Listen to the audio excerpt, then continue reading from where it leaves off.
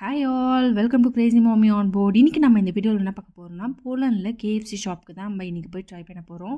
இங்கே போலண்டில் வந்து நிறைய மாலில் ஃபுட் கோர்ட்டில் கேஎஃப்சி இருக்குது. பட் அங்கெல்லாம் ட்ரை பண்ணியிருந்தாலும் தனியாக கேஎஃப்சி ஷாப்பில் போய் ட்ரை பண்ணலாம்னு சொல்லிட்டு தான் கிளம்பியாச்சு. இப்போ வீட்டிலேருந்து கிளம்பி ட்ராம் ஏறி வந்தாச்சு அந்த ஸ்டேஷனுக்கு.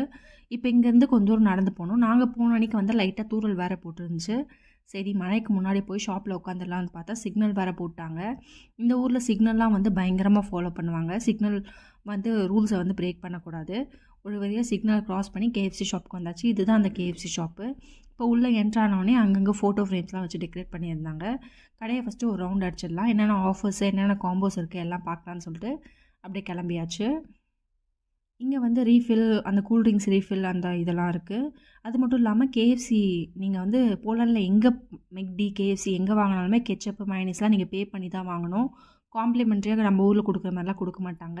ஆனால் இந்த ஊரில் நீங்கள் கெச்சப் வீட்டுக்கு வாங்கும் போதே 400 கிராமே வந்து 7 zloty தான் வரும். 140 ரூபா அந்த ரேஞ்சு தான் வரும்.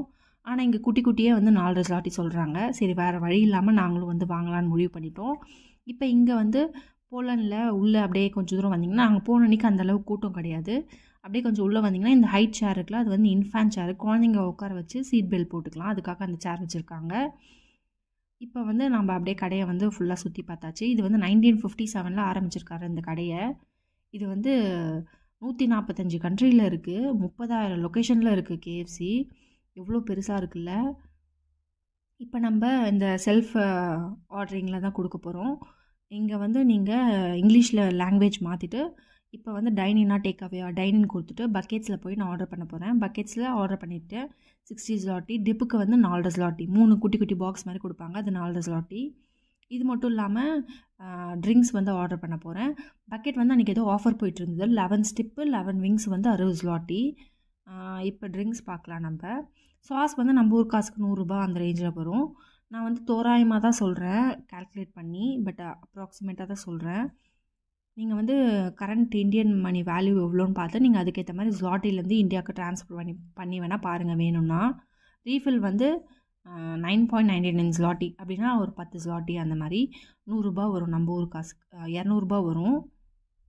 இது மட்டும் இல்லாமல் பைட்ஸ் ஆர்டர் பண்ணுறேன், பாப்கார்ன் மாதிரி, அது வந்து 5 zloty.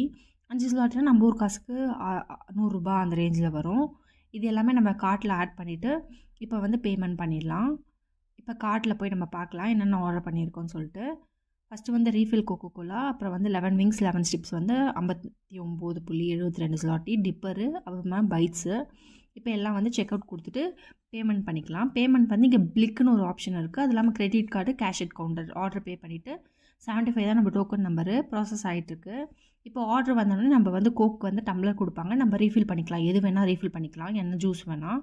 இந்த 3 தான் வந்து கெச்சப்பு. இதுதான் வந்து 4 zloty. நம்ம பெரிய பாட்டில் வாங்கினாலே வீட்டுக்கு 400 கிராமே எவ்வளோ வரும்னா வந்து 7 zloty தான், 140 ரூபா தான் வரும். பட் இங்கே அதை விட காஸ்ட்லியாக இருக்குது. விங்ஸ் வந்து நல்லாவே இருந்தது, கிறிஸ்பியாக சூடாக.